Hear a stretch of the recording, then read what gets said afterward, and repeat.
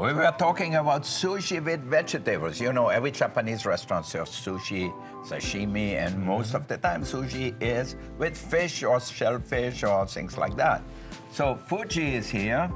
He loves vegetables just like I do, and he actually helped us develop all the vegetarian sushis here. So what are you gonna make us?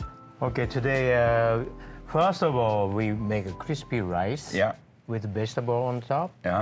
So this is a sushi rice we fried, ahead, and then crispy, and then cut this one like 4 pieces, right? And we're gonna put some vegetable. This is like braised eggplant. Eggplant, yeah, braised eggplant.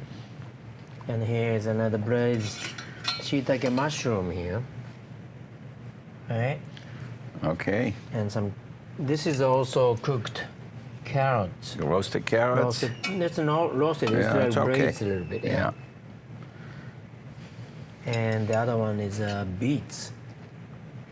So the colorful vegetable with all the taste is there. So I'm gonna put this one a little bit. All right.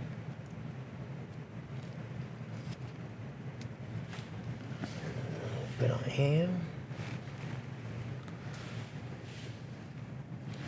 How about a little extra glaze on the eggplant? Yeah, on the plate.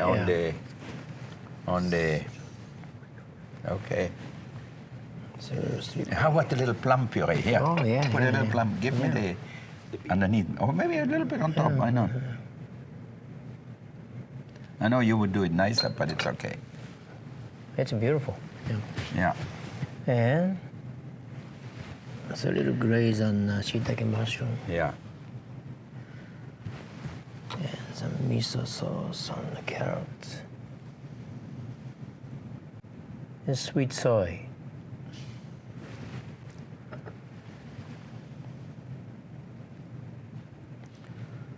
And put some wasabi with it.